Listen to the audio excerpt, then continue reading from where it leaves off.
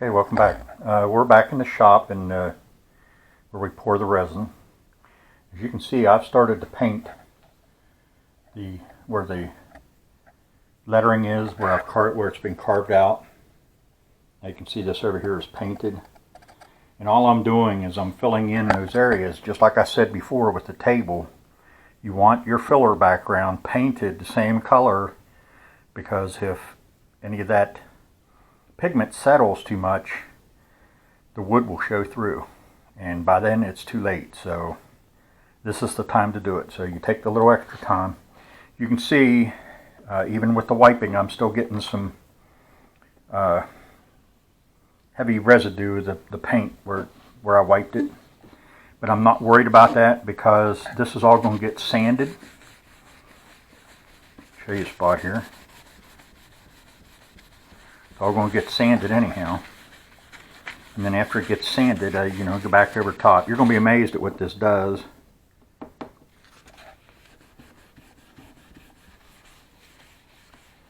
You see all those little scratches and stuff in there. Those will disappear on our final coat of resin. So at this stage, we're not worried about any little blends. And then these areas over here and over here, that's where this white area is going to be. So I'm going to paint these areas white. And I'll go back and explain a little further once I get ready to pour.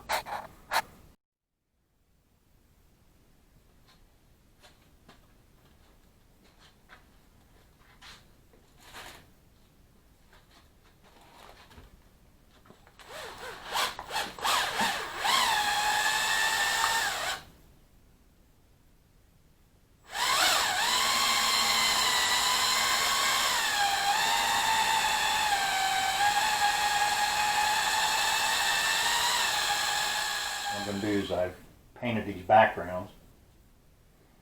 I mixed up enough that I should be able to do all these letters, and maybe one of these are a part of one.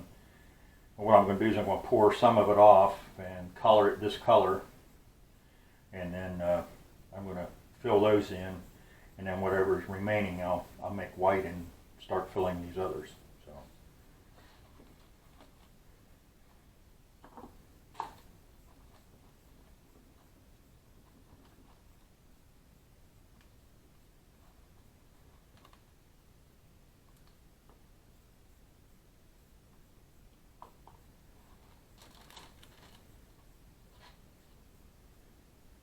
No idea how much to mix up here.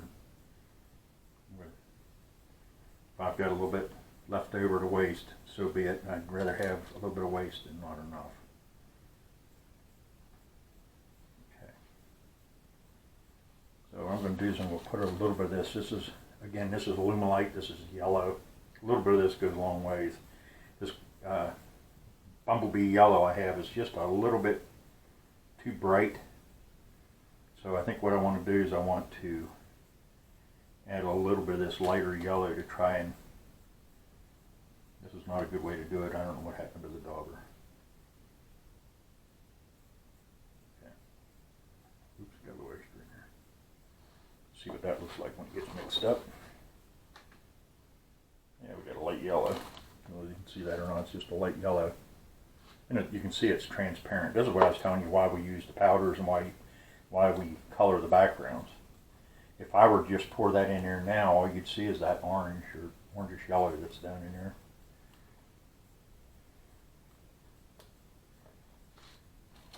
Bought these at the dollar store. It's just one of those little condiment.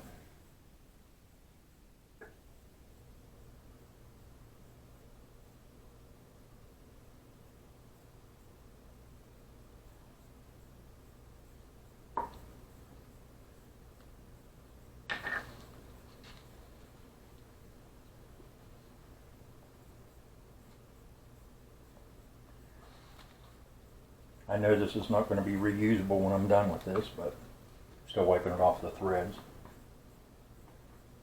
Something you might want to remember whenever you're using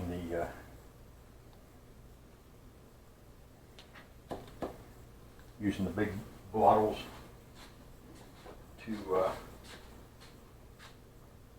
to pour.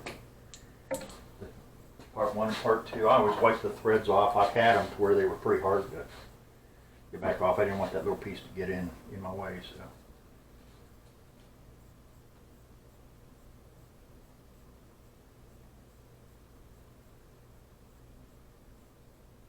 Trying to do this so I don't overfill, trying to save on some of the sanding. Some of these look like they're just slightly overfilled. They kind of got a bulge on them. And I'm hoping when it shrinks it'll be the right elevation. Now I want to caution you, whenever you're using heat like this and you've already got a hardened surface like this, you want to use this heat as sparingly as possible.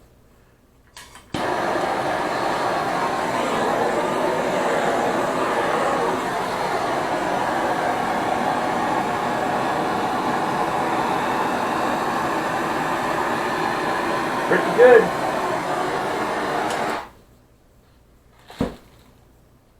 Okay, now I've got some resin left over here. Get all this yellow and gold stuff out of the way. I'm trying to do these multiple things at one time, just simply to cut down on in and out and off the machine.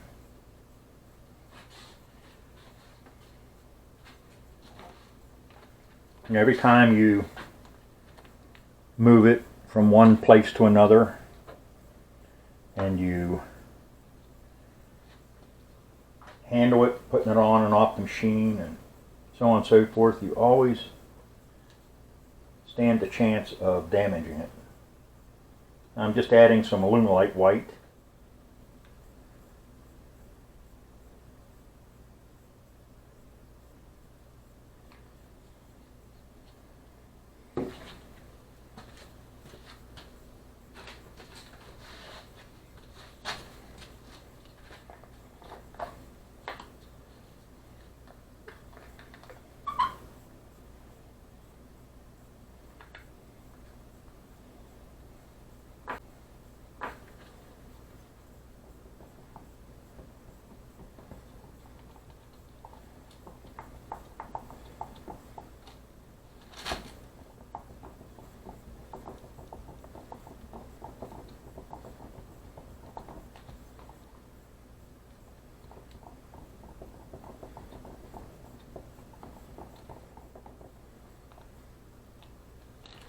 See, it's pretty colorful, pretty thick.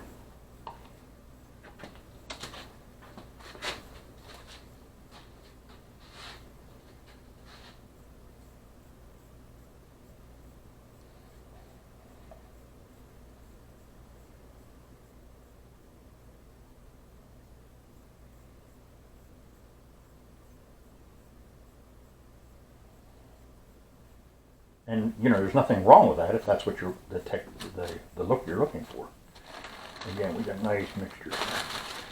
I'm going to go down on this other end. This one's still self-leveling. Down on this end.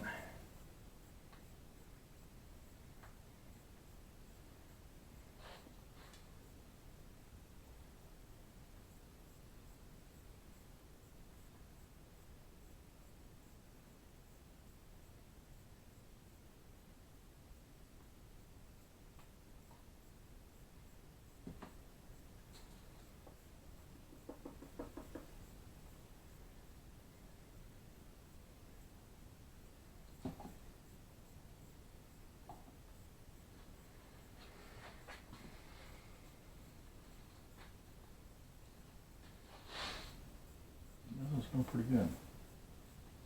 About where I want it.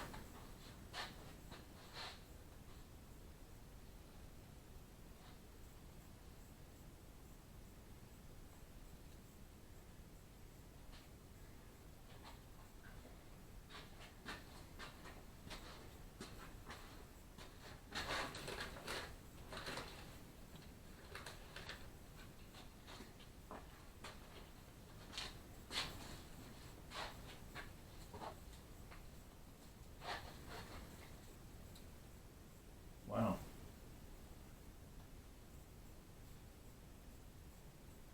That one looks about perfect.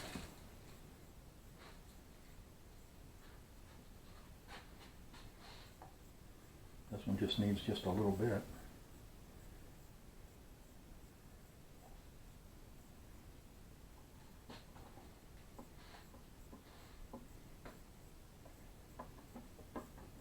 trying to relieve some of the surface tension so this will flow.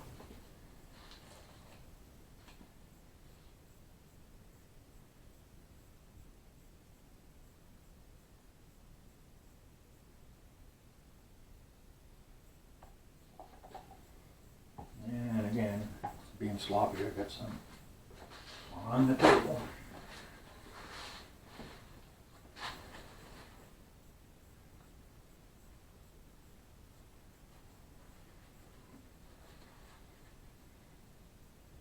Wow, that is looking good. If we don't get a lot of shrinkage, we're going to be in good shape.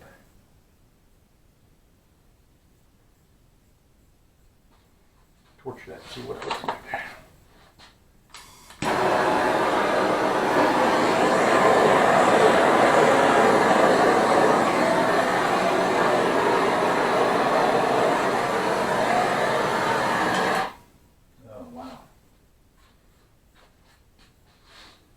I'm really encouraged this trip. It's nice.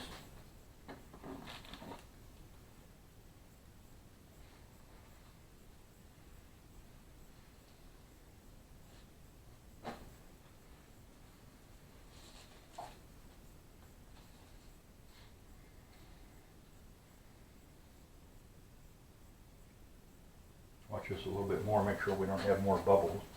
You pour a larger amount like that, it takes a while for those bubbles to float to the surface. I can see more bubbles forming now.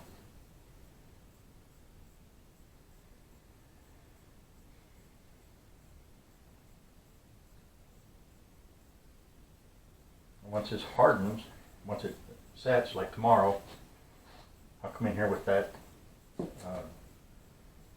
back out on the machine, and I'll take that 1/4 inch end mill, and we're going to machine that gray ring on both of these. Silver.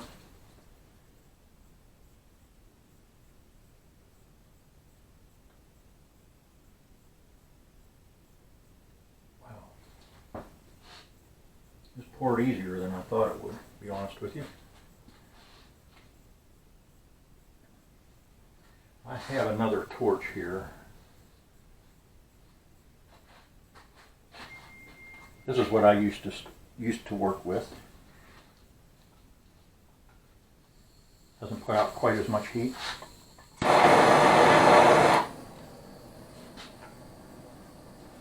Or when you're gonna, there's a little speck of something that floated up.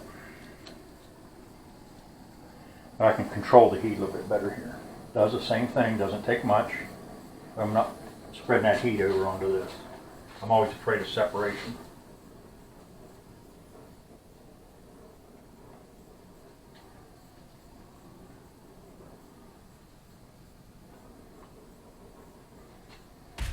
These overhead lights I have